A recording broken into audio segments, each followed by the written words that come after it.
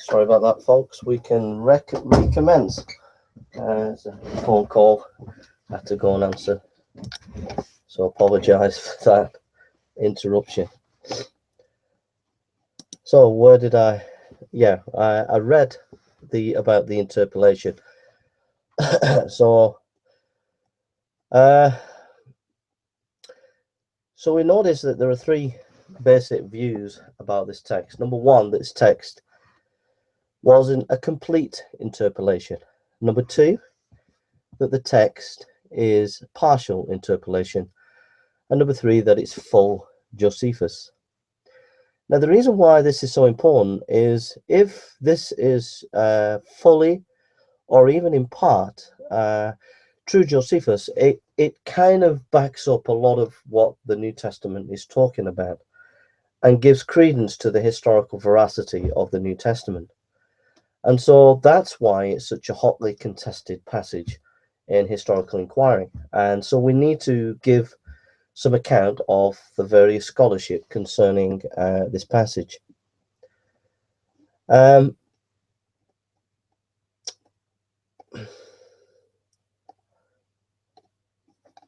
Mainstream scholars quote from this article by Price, and not Robert Price, but Christopher Price.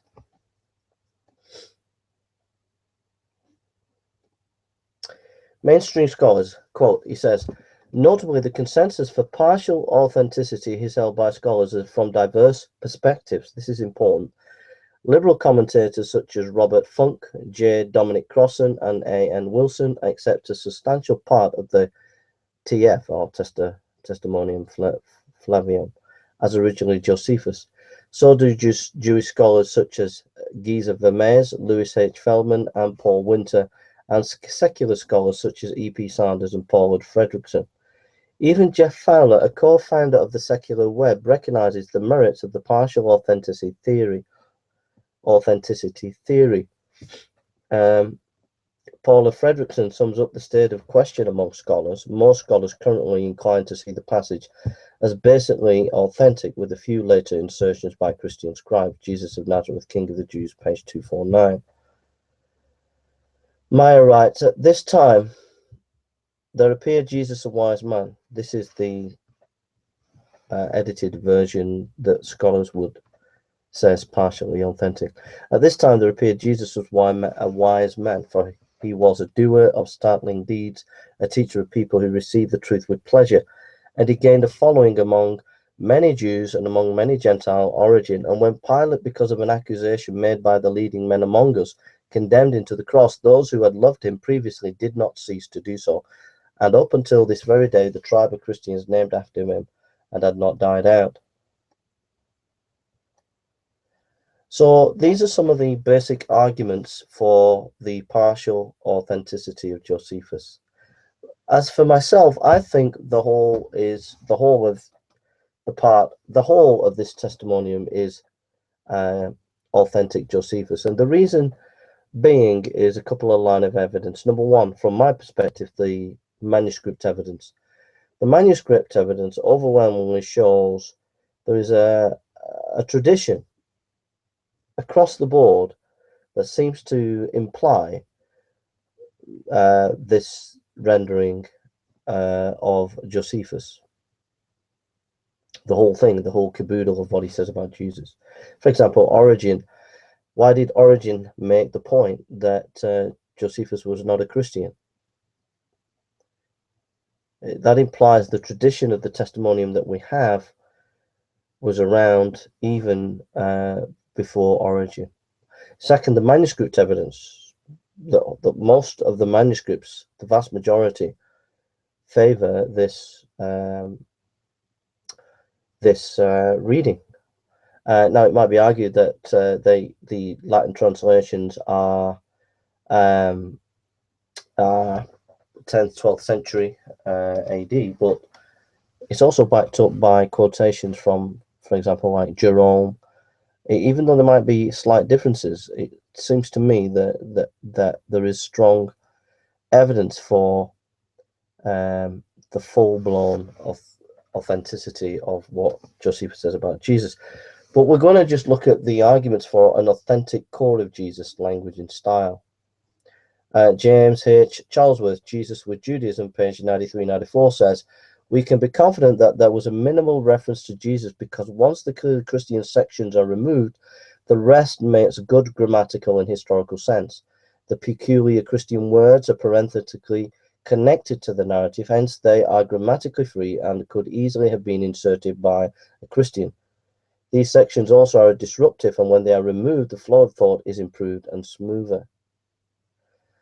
Graham Stanton says, quote, once the obviously Christian additions are removed, the remaining comments are consistent with Josephus' vocabulary and style, Stanton, the Gospels, and Jesus. Key words. Now, that was about this time Jesus. Stephen Manson says the opening phrase about this time is characteristic of the language in antiquities. The words, a wise man, if it be lawful to call him a man, Mason adds, as it stands, the reticence to call Jesus a man seems like a rejoinder to the previous already flattering statement that he was a wise man. It seems more like a qualification of existing statement than of a free creation. Mason also says he uses the designation a wise man sparingly, but as a term of considerable praise.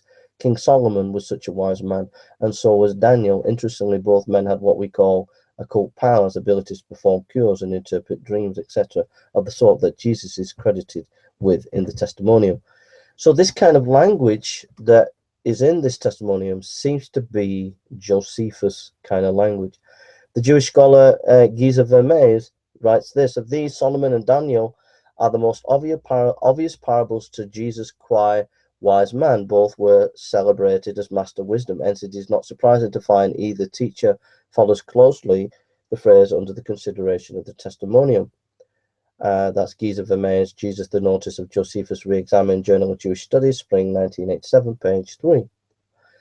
Another statement in the testimonium, for he was a doer of wonderful works. The word doer, says Professor Meyer, says this, it is used elsewhere in Josephus only in the sense of a poet, but Josephus has a fondness for resolving a simple verb into two verbs, a noun expressing the agent and the auxiliary verb, kreit einai for the simple krinein. Moreover, Josephus uses such cognates as poietios, that which is to be done, poiesis, doing, causing, as well as poetry, poem, and poetikos, that which caused something. Page 81, Meyer. Further, it is not all that unusual for ancient Greek authors to use occasional word in an unusual way.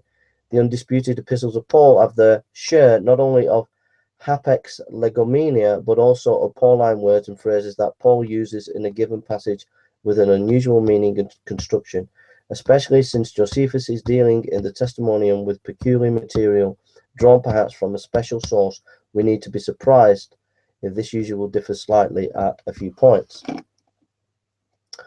So again, we're looking at key words, and the evidence is mounting that these key words in Josephus, most of them are authentic Josephus when they talk about Jesus.